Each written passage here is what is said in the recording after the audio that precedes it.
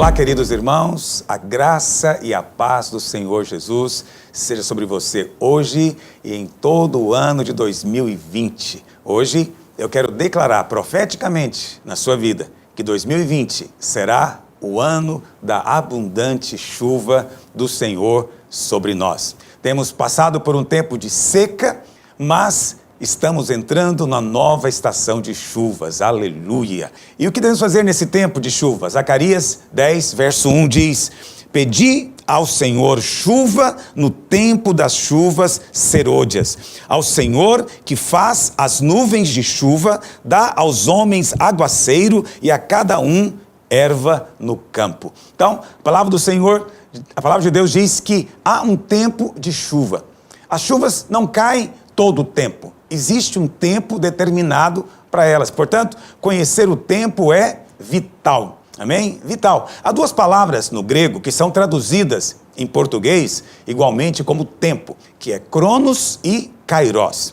Cronos nos fala do tempo contado pelo relógio, mas a palavra kairos, que também é traduzida como tempo em nossas Bíblias, tem um sentido um pouco diferente de cronos. Kairos significa o tempo de uma estação, ciclos, um tempo especial do favor de Deus. Eu creio que estamos entrando num tempo kairos, um tempo profético, um tempo especial, onde o favor e a graça de Deus serão derramados sobre nós. De tempos em tempos, nós desfrutamos de estações especiais e creio que estamos agora entrando numa dessas. Você já reparou como Deus faz todas as coisas usando estações?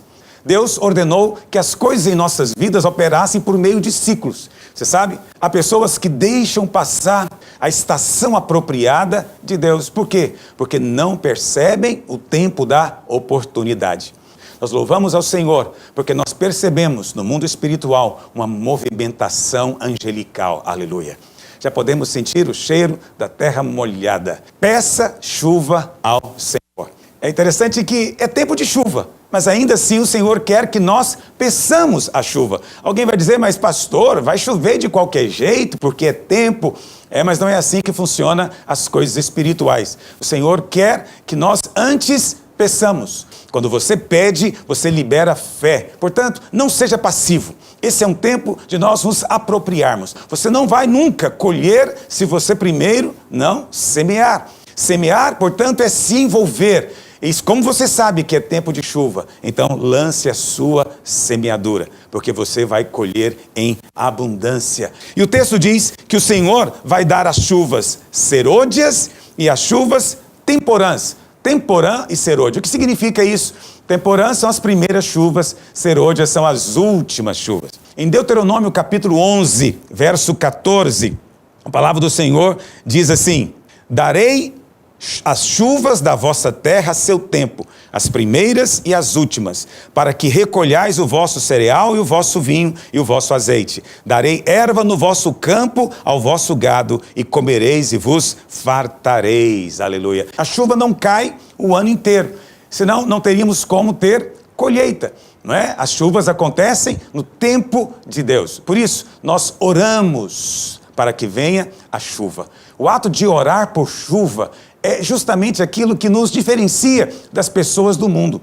A palavra do Senhor diz, lá em Deuteronômio capítulo 11, quando o povo ia entrando em Canaã, o Senhor advertiu a eles. Deuteronômio 11, verso 10, diz assim: Porque a terra que passais a possuir não é como a terra do Egito, de onde saístes, em que semeáveis a vossa semente e com o pé arregáveis como uma horta, mas a terra que passais a possuir é terra de montes e de vales, da chuva dos céus beberás as águas. É a promessa do Senhor.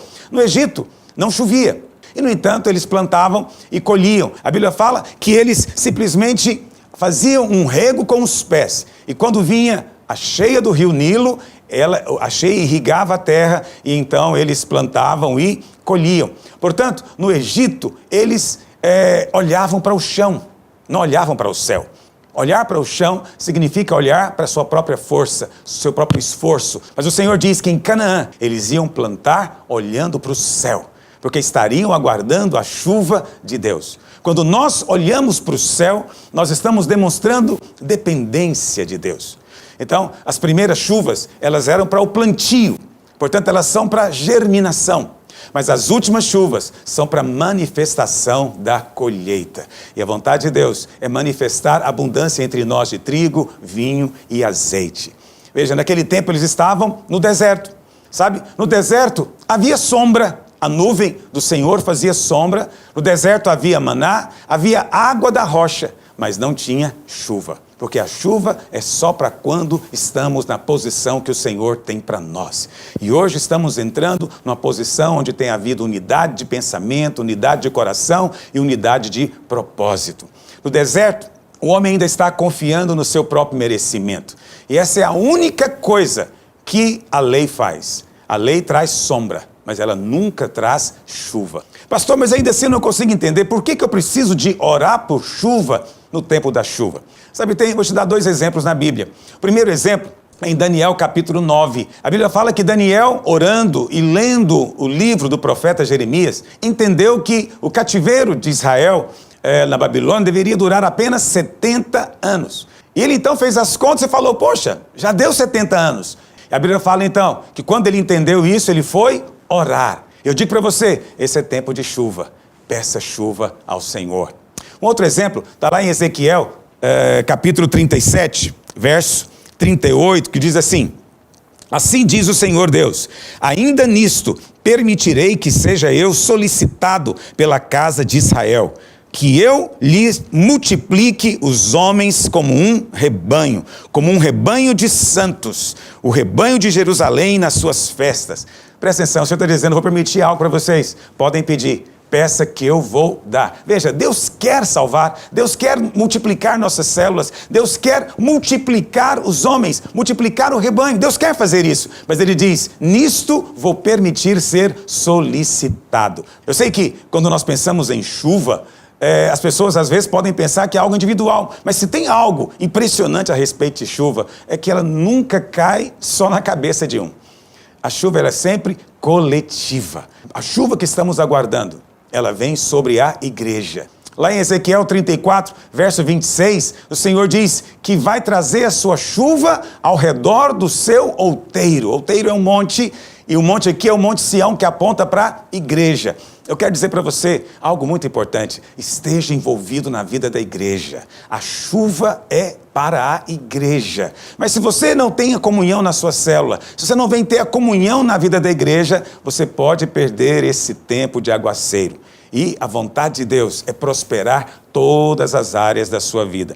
Uma coisa maravilhosa é que a promessa de Deus é que quando Ele enviar a chuva, Ele vai restituir coisas que foram perdidas. Lá em Joel capítulo 2, verso 23, diz assim: alegrai-vos, pois, filhos de Sião, regozijai-vos no Senhor vosso Deus, porque Ele vos dará em justa medida a chuva, fará descer como outrora a chuva teporã e a serôdia, e as eiras se encherão de trigo, os lagares transbordarão de vinho e de óleo, restituir-vos-ei os anos que foram consumidos. Chuva não é obra humana. Nós apenas entramos e somos encharcados. E a promessa de Deus é que nessa chuva você será restituído. Deus quer para você suprimento e prosperidade. Mas quando eu falo prosperidade, não estou falando apenas dessa riqueza natural. A verdadeira riqueza é ter prazer, desfrute, vida abundante onde você está. Amém? O Senhor nesses dias vai trazer algo novo sobre você. Declare onde você está. 2020 é um ano de abundante chuva. Chuva do céu, e vai transbordar os nossos celeiros, do trigo, do azeite, do vinho. O trigo e o vinho apontam para o pão e para o cálice, apontam para as bênçãos da nova aliança, e o azeite aponta para o Espírito, o poder do Espírito, e aquilo que foi perdido será restituído. Erga os seus olhos para o céu. Nós não somos como no Egito, nós não plantamos olhando para baixo, nós plantamos olhando para cima, esperando a chuva de Deus. Nesse tempo de chuva, peça chuva em abundância e o Senhor vai te ouvir. Tenha um 2020 abençoado, encharcado da graça e do favor de Deus.